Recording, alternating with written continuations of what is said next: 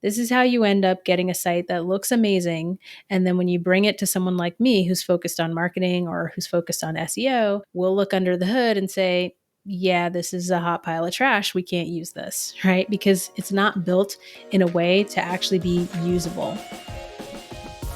Welcome to Begin As You Mean to Go On, the podcast for mission-driven, service-based business owners who want to increase their income and their impact without burning out in the process. If you're ready to work hard once to create systems in your business that continue to work for you, you're in the right place. I'm your host, Kronda Adair, CEO of Karvel Digital, and in today's episode, we're going to talk about why it's so freaking hard to get a good website for your small business.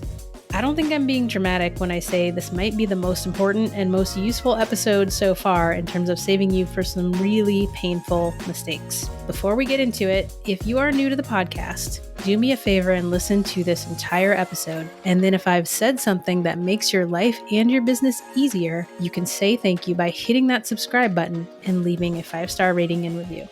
All right, y'all. I am so excited to talk about this because it's one of the most painful problems that I see business owners at many, many levels struggling with.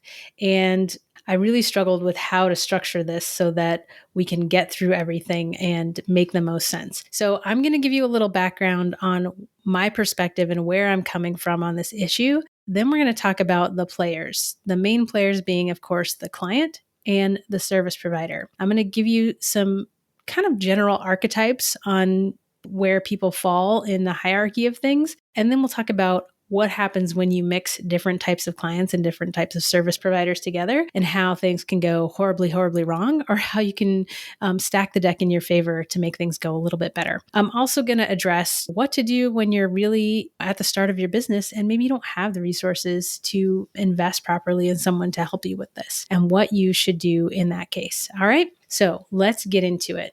Let me tell you a little bit about where I'm coming from with this. It is November 2020 as I record this, and in January, I'm coming up on 8 years of being in business. So I've been at this a while, and I have made $500 websites, and I've made $20,000 websites, and everything in between. So I have a lot of different experience. Since I went out on my own, those sites have been made exclusively with WordPress. So I'm going to start out by saying that if you're someone who is the audience for this podcast, meaning you have a service-based business and you're a small business and you want to do automated marketing with your website, you really should be using WordPress. Okay. So we could have a whole other episode, and I might actually ranting about your all-in-ones, your Kajabis, your Squarespace, your this, your that. We're not going to do that today, but I will say stop taking technical advice from coaches. Okay, please stop it. So I've seen it all, and well, I haven't seen it all, but I've seen a lot.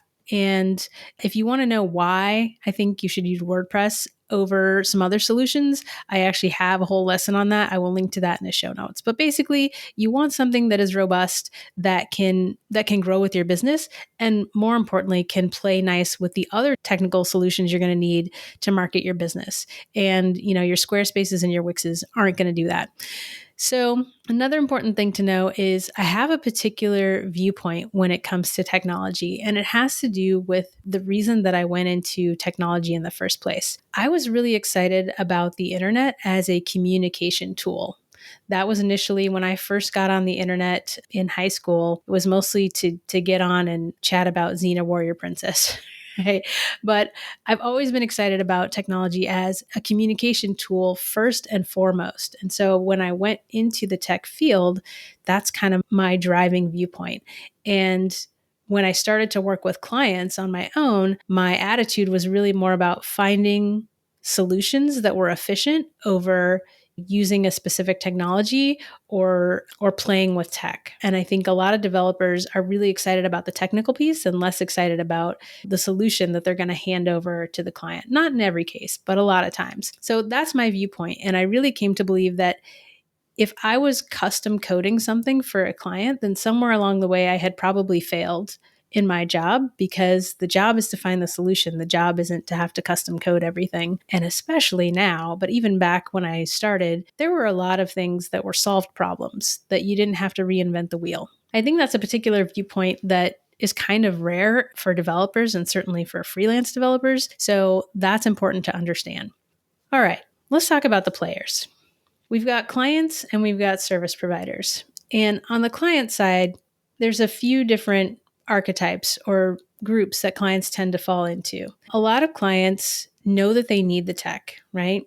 But the tech really stresses them out. So if this is you, if you're like, I know I need a website, I know I need email marketing, I know I need automation, but just the whole thought of it just stresses you out and you don't like learning technology and you struggle to learn technology, then just let me assure you that it's okay, right? You don't have to learn these things. You should learn a little bit. You should learn a little enough to manage your stuff day to day, but I don't want you to feel like you inevitably have to DIY these things because that is not a good use of your time. And we're going to talk about what you should do instead. But let me just validate and acknowledge that for my non-techies out there, I love you and you're okay. You're okay just the way you are. And that's why technical folks exist, right? There are people out here who can help you with this. And then on the next level, you've got clients who they're not necessarily technical, but they're also not afraid to dig in. They're the kind of person who, if it's a thing that needs to happen in their business, then they're going to go figure it out. So whether it's tech or whether it's finance or whatever it is, and those tend to be the clients who they will go in and they'll do their own Squarespace site, or maybe they'll build their own WordPress site, and it will be a struggle. It will take them a long, long time, and they will not be happy with the end result. But it's there and they do what they can with it. I get a lot of clients who have come to me in the past like that, where they've just reached the limits of their DIY-ness and they're ready to level up and they know that they can't do it on their own. Okay, so if that's you, that's also great. Like, kudos to you for digging in and getting it done, right? And there will come a time when you're going to want to level up and just pay someone to help you get to the next level. And then we have the third type of client who is a super technical, maybe even a developer. And you might think, oh, you're a developer, so everything's cool. Well, what I found with developers is that they are prone to overcomplicating solutions in the name of using the skills that they have, right? Because they have them. And I don't see this as often, but I've often seen developers who have sort of this misguided sense of purity about having like artisanal, handcrafted code. And if it's not that, then it's garbage. And so these are the types of developers who tend to be really against page builders and things like that, that make it easier for non-technical folks to do sort of drag and drop building. And they really look down on that because the code's not good enough, not up to their standards or whatever. So wherever you fall in this spectrum, each one has its strengths and weaknesses, but I just want you to kind of get an idea of where you fall in this picture, okay? All right, so let's talk about, on the other side, the service providers. Your service providers are generally going to be developers and designers. That tends to be who folks think of when they think, oh, I need a website, so I'm going to hire a designer, I'm going to hire a developer. Some people think that that's one person, and in very rare cases, you might get someone who is a great designer who can also build, but that's generally not the case. So on this side, one of the big problems that I see is that most designers and developers are not marketers. And when you come down to it, your website is a tool for marketing your business, or at least it should be. So you hire a designer, you hire a developer thinking, okay, I'm going to build this website so I can market my business, but you've hired someone who doesn't have that skill and doesn't have that focus. And if you, as the CEO, are not good at marketing, then who's going to drive the marketing? Who's going to create the strategy, right? And what you get with that is you get either designers who are focused on, oh, this is going to be really beautiful, right? They give you like a very pretty website that doesn't convert because there's no strategy behind it. Or you get developers who are like, they're cool because they got to use the latest JavaScript framework and they hand you over a site that looks amazing, but is so technical and so custom that you're afraid to touch it because you don't want to break something. I cannot count how many times I have heard this story from someone. And I'm going to give you some resources. If you do actually just need someone to develop, like there is a resource that I recommend for that. But here's the thing. I went to look at this site and I looked at some of the profiles of the developers on the site. And one of them says, I love to troubleshoot, work on cool projects that allows me to try new web design trends. That's their motivation. They want to try new shit, right? Their motivation is not growing your business. So this is a problem if you're not aware that that's their motivation, and you don't have somebody who is looking out for you on the business and the marketing and the strategy side. So you have to have that. It could be you, it could be a consultant, it could be a marketer who's managing your developer and designer, but somebody has to have the strategy and figure out how this is actually going to help your business. I actually talked to someone who their primary thing is not making websites, but they kind of make websites on the side because people need that. And I get very excited when I meet folks who might be people that I could partner with, right? Because I am all about the strategy and figuring out the marketing part. And I'm continually looking for folks who can help me on the building side because it's not a thing that I want to do anymore. And so I was talking to this person and I was like, well, what are the tools that you like to use? What are the frameworks? And they said, oh, well, I'm in a mood for this theme right now. And they named a popular theme. And I'm like, do you want someone choosing technology for your business based on what they're in the mood to play with? No, you do not. So this is the problem with designers and developers is they're not always thinking about the marketing. So, what happens when some of these players meet? You have the client who is not technical, who decides they're going to hire a developer or a designer to make them a website. And because you don't have the marketing strategy and because you don't have the technical knowledge, you can't actually manage them effectively to know that you're getting the outcome that you actually want. This is how you end up getting a site that looks amazing. And then when you bring it to someone like me who's focused on marketing or who's focused on SEO, we'll look under the hood and say, yeah, this is a hot pile of trash. We can't use this, right? Because it's not built in a way to actually be usable. Your business is going to change and it's going to grow and your offers are going to change and you need a website that is flexible. And I have an entire article about building websites so that they're flexible. And I have a term that I coined for this phenomenon where you have a pretty website that is trash under the hood, and I call it the underhaul. If that's you, then you probably need an underhaul and you need someone to come along, and maybe your branding is fine, but you just need that to be on a theme and a framework that's going to play nice with your marketing, that's going to integrate with your other tools. That's a whole thing. And it's super, super common. So now that you know about it, hopefully you can avoid being a victim of this. Then you have the clients who know enough to be dangerous. Those are the clients who can be in danger of micromanaging the project to failure, right? They know just enough that they will come in and they'll say, well, I really need the logo to be bigger. I really need this. I really need that.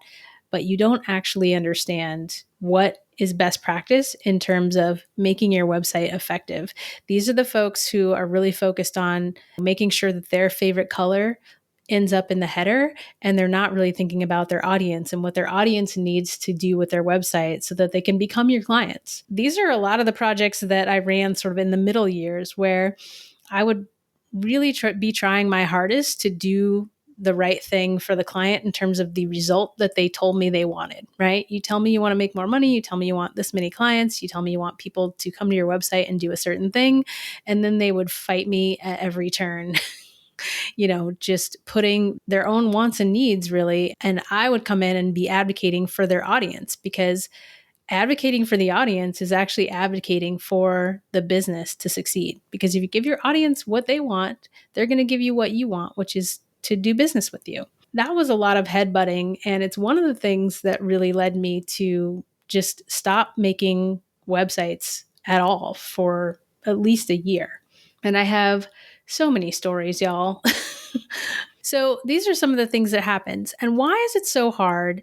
One of the things that happens too is that, especially if you're newer in business or you don't have a lot of resources right now and you're trying to get this done, budget becomes a huge factor, right? If you have a small budget, like let's say you have a few $1,000s to get this done, but you really want is that big result. You really want that whole marketing system and you're trying to get it for like under $5,000, right? And it's just not going to happen. What happens is you come in and you're super stressed out because this amount of money that you're investing is a super big deal to you, and you're very, very pressured about the results of it. And that is just a bad way to be, and it's not a good scenario to have successful projects. And on the developer side, on the designer side, on the service provider side, The folks who are selling these services for that amount and they're freelancers, or maybe they have, them and one other person working as a team, are basically undercharging for the result that you as the client probably want. And so what ends up happening on the service provider side is that they're super stressed out about money too, because they're not charging enough to really give you the result you want. And so they've got one eye on your project and they've got one eye on, oh, I've got to sell something else because I'm not really making my bills, right? I'm not really making the revenue that I need to pay myself and to be able to sleep and not burn myself out working. Ask me how I know. Okay. So none of these is a good scenario. And this is how you get projects that go wrong. This is how you get, developers that suddenly ghost you. Like things just come to a head. I feel for everyone in this situation because I've been on both sides. Now, I haven't been on the client side in a technical aspect, but when you are trying to get something done that you don't know anything about and you're doing your best to hire the right people and then it goes terribly wrong, like it feels terrible. And it's like you did everything you could do. And this happened to us with our yard. We wanted to landscape our yard. And so we talked to a lot of different people and we made the best decision that we could. And we got someone who said he could do everything. Y'all, when someone comes in and they say they can do everything, that should be the little red flag should go up. Like the meter, whatever bullshit meter you have should go into the red, because very, very seldom can people actually do everything and do it as well as you need. Okay. So, the price was right. This guy said he could do everything. He could plant the plants. He could build the fence. He could do the hardscaping. It was a total disaster. And we watched it happen. It was like watching a slow train wreck that we just couldn't get off the train, couldn't turn away. And that guy ended up ghosting us and leaving our yard in a wreck. I will put a photo in the show notes for you all if you want to see like the total mess that this was. So I really do understand where you're coming from. How do we improve this scenario? I have a few stories about projects that went really wrong and projects that went really well. So let me tell you some stories, and then we'll get into, depending on where you're at in your business, what should you really be focused on? When should you actually be focused on getting this website? And what's the best way to actually get it done? So I remember going to a WordPress meetup many years ago. I was probably maybe 2 or 3 years into my business at that point. And I was not the speaker at this WordPress meetup, but I was called on by the speaker a couple of times to give my opinion about some things. And after the meetup, I had a line of people who wanted to talk to me and wanted to share with me the website troubles they were having. And one woman in particular was telling me how she had this half-done website. She had tried 2 different people she had tried to hire on like Upwork or whatever other, sort of cheap labor website. And she just had this half-done website and it was really bothering her. And so she wanted to know, could I help her fix it? And so I told her my starting price, which I think was probably around $2,500 or three grand. And she put her hand on her chest and like was taken aback and said, "Do you know how much I make?" And I didn't answer because honestly, I don't care. Right? If her goal was to make more revenue, then that's the outcome. And what she was paying for with all these cheap solutions was not going to get her there. So I've also been on both sides in terms of coming in and having to fix other people's mistakes. I've also been on the side where, y'all, I was just in over my head. Like it happens. If you're in business and you're growing and you're trying new things, it's going to happen. And I did everything that I possibly could to fix that project. And in the end, couldn't do it. Had to give a bunch of money back, and lesson learned, right? So after all these experiences, I had someone come to me who had a really great project. This was something where they needed e-commerce. They had a really great business model. They were already really successful and they wanted this new website. And they came in asking for basically the moon and the stars. And what this person said was, well, my budget for this is $3,500. And y'all, I had been through all these experiences, right? I had been through trying to give somebody the moon and the stars for cheap and not succeeding. I had been through trying to do a large project that was over my head and not succeeding. So when the situation happened and this potential client is like, okay, here's what I need. And I really felt confident that I could give him that. And I didn't laugh in his face, but I basically was like, okay, cool. I could do this for you. Your budget is a joke. We can't even keep talking unless you are willing to radically adjust your budget. I had been through so much at that point that I was like, whether he said yes or whether he said no, I was fine because it was not worth it to me to go into another one of those situations where either the client was going to, micromanage and be unhappy, or the project was going to be too much. Like, I was just done. And so I really just went into it with sort of like no fucks given, telling him the absolute truth. And he decided to keep going. And to date, that is still one of my favorite and most successful projects because I charged him 6 times what his original budget was, but they made it back in 2 weeks after we launched the site. So when I say you need to focus on the outcome and the result that you want, that is what I'm talking about. And you might have to invest more than you want to, but you should make sure that you're actually going to get the outcome that you want. So let's talk about your options. What are your options to get this done? Because you do need a website. It's the 21st century, and you probably need a website if you're going to have an actual business. And where you are in business will determine how much time and effort and money you should probably spend on the website. So your options are, you can DIY. So if you're in that second category where you're like scrappy and you want to dig in, and you also you just like to know sort of enough to be dangerous, and you need to know how to do everything in your business, which, by the way, like, more power to you. Like, I really think it's a good idea for you to actually have experience with every part of your business before you try to outsource it. So if you have those skills and you're wanting to DIY because maybe you're in the beginning of your business and you can't afford to outsource that, that's great. If that is you, I have the Marketing Mastery course, which is everything that I would tell somebody who is starting at zero, has no website. It's not just going to talk to you about the tech. It's also going to give you just the overview of how does marketing even work and how does your website fit into it? How does email marketing fit into it? That's going to be the foundation knowledge that you need. And then I have the Working Websites Blueprint course, and that is actually a course for folks who want to DIY. There's 2 people actually who could benefit from that. There's folks who want to DIY because I go through every step in a process as I go through it with a client, where I actually show you technically how I build sites, what tools I use. It's also great for someone who doesn't want to be like we were with our yard, where we just know nothing, right?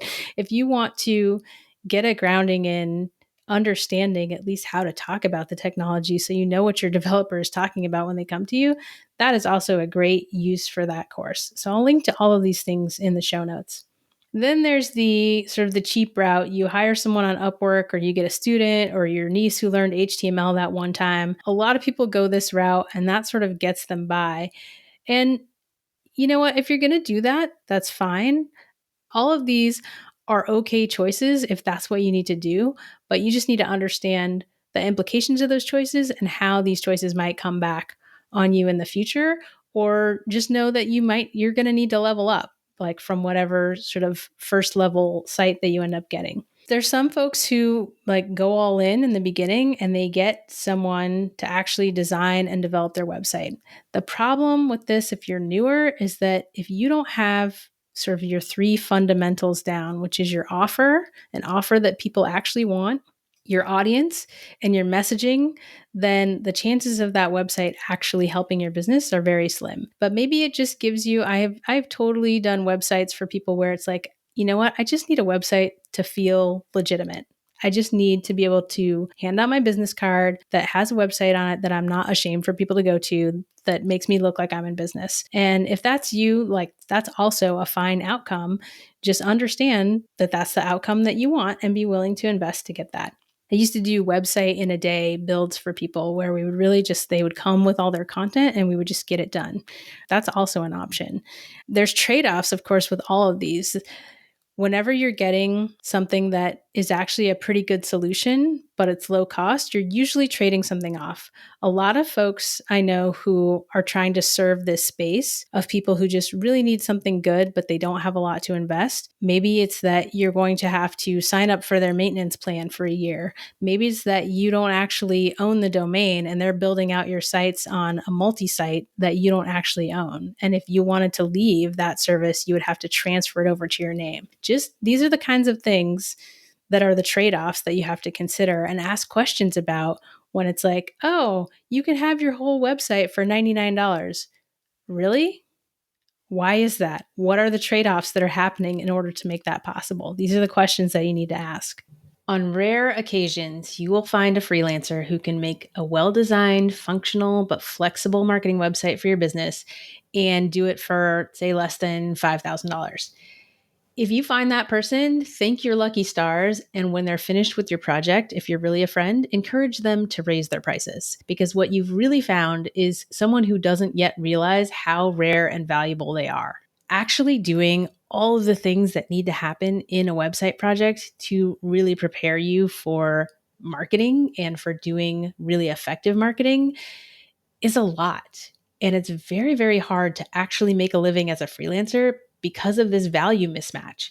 And the folks who do it for long enough usually either burn out trying to do too much for too little, or they figure out that just focusing on tech is not literally not the business and they shift their focus elsewhere.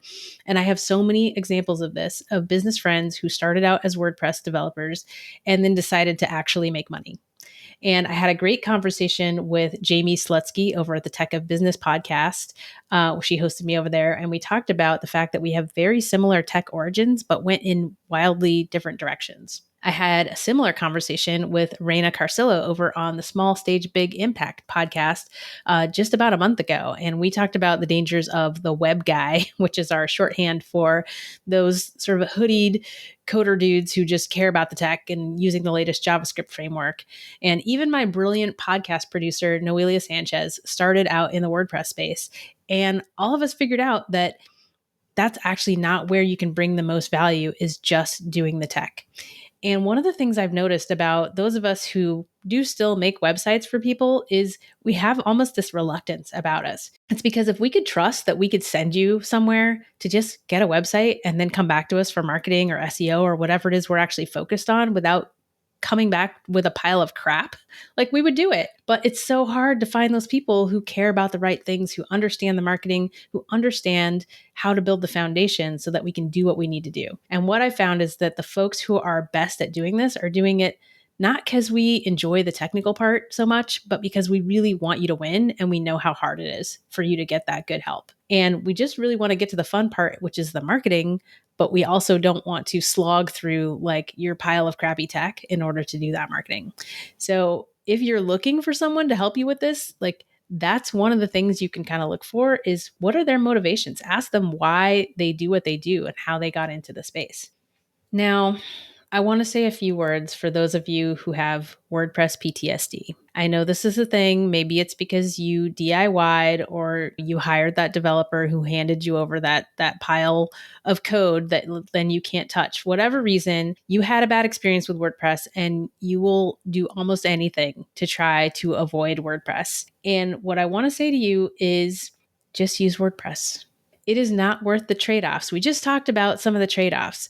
I just had someone today talk to me about another service where they're basically selling you drag and drop, show off your images, perfect your messaging, do it all and have it be easy without having to deal with all those plugins and code and blah, blah, blah, blah, blah, right? And I looked into it a little bit and it's basically a subscription. What you're doing to get that functionality is you're actually giving up your self-hosted WordPress site that you own and you're putting it into their proprietary system and you're paying a subscription, meaning if you stop paying for that, then no more website.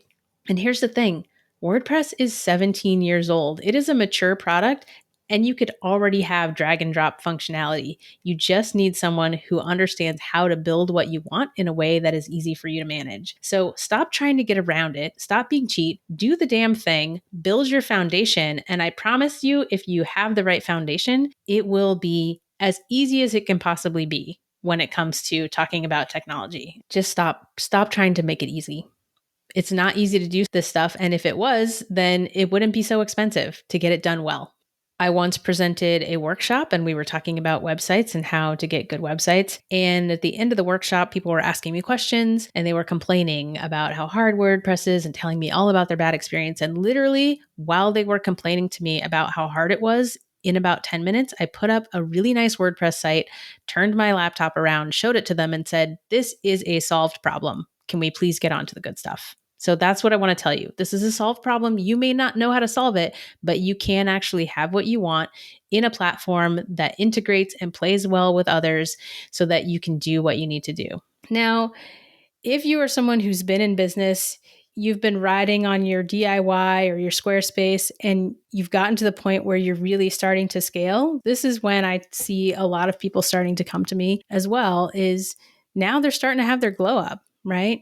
And we're in a pandemic right now, and there's a lot of people whose businesses are struggling because of the pandemic, but there's also a lot of people whose businesses are blowing up because of the pandemic or because of the social climate that we find ourselves in. There's a lot of Black people getting a lot of business because suddenly white people are looking for us, right?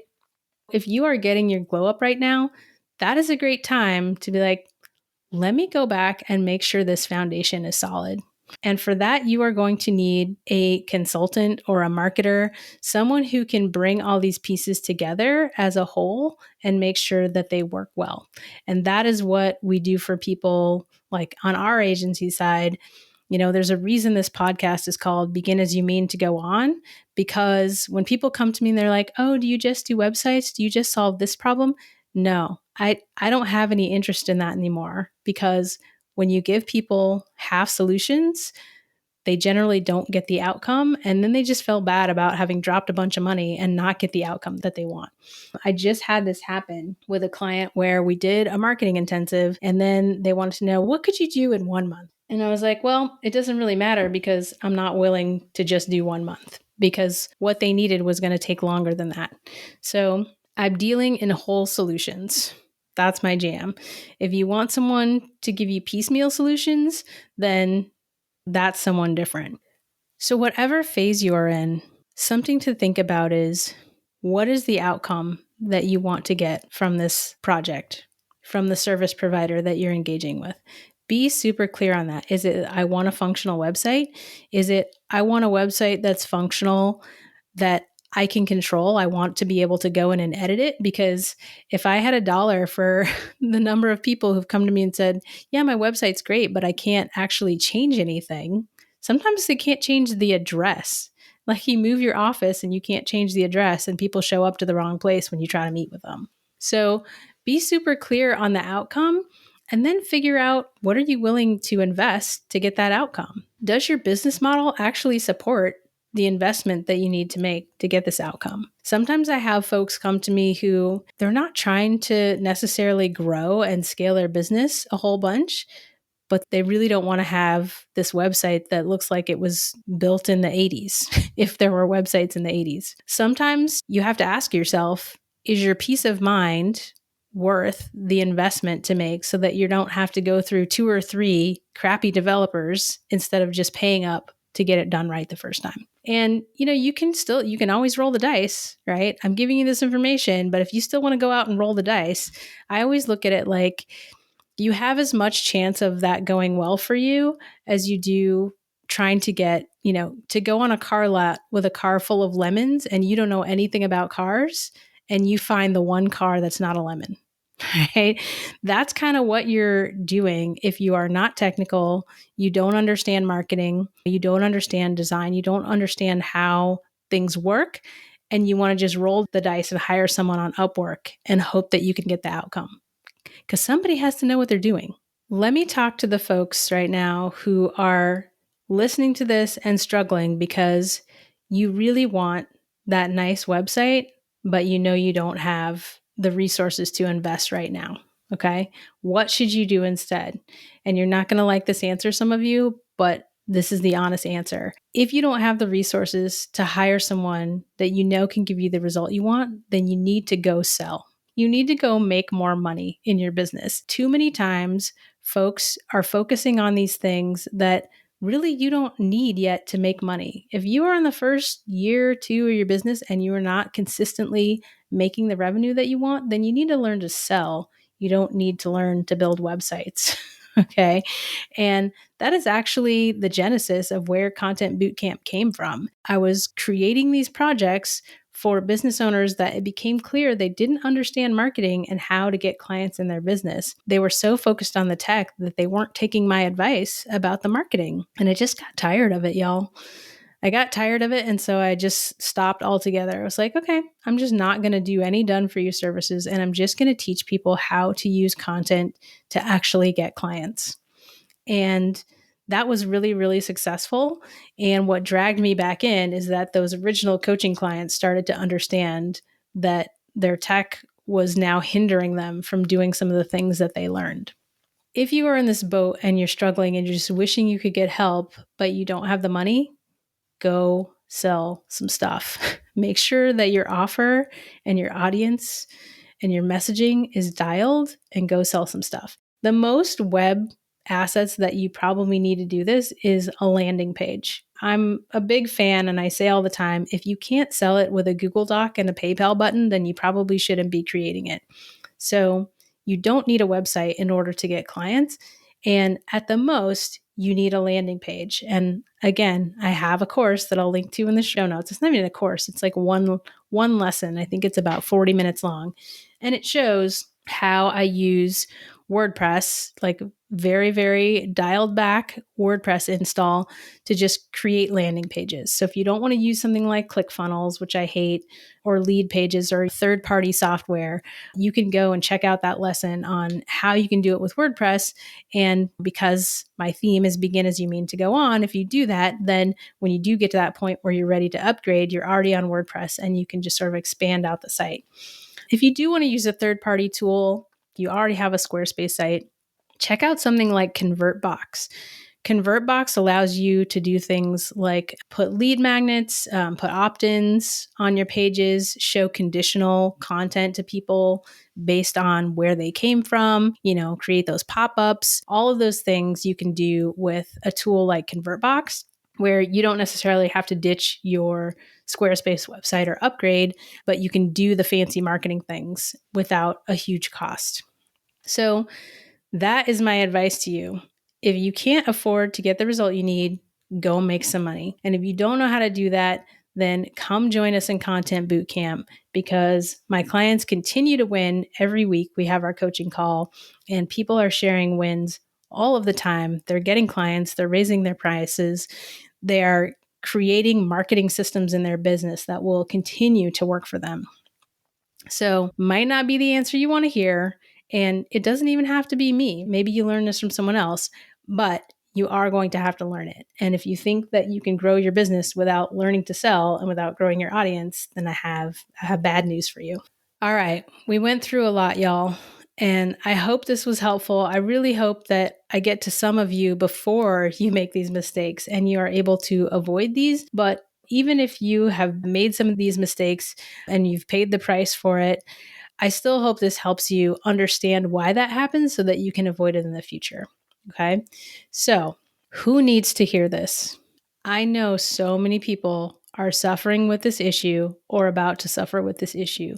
Who is that person that you're thinking of right now who, has that outdated website, or they're struggling? They've been trying to do their own website for a year and they haven't done it yet, and they just need to get on with the business of selling. Who is that person? Please share this episode with them right now, okay? And now is also the time when, if you're new to the podcast, go ahead and hit that subscribe button. And if you haven't yet left a 5-star rating and review, go ahead and do that now too. Really appreciate you sticking with me through this episode. I'm really excited to bring this knowledge to you, and I hope it helps you avoid some pain in your business, okay? So until we meet again, be sure to begin as you mean to go on. If I had $1 for every business owner I meet who will answer the same question 1,000 times in email but doesn't have time to blog, well, I wouldn't need this podcast. If you're ready to stop spinning your marketing wheels and start creating content that sells, you need the 10-minute guide to profitable content. It's a free, no-fluff, action-packed guide with everything I've learned about content marketing in the last 5 years distilled to the 20% of actions that will get you 80% of the results. Go to karveldigital.com/guide to get it now.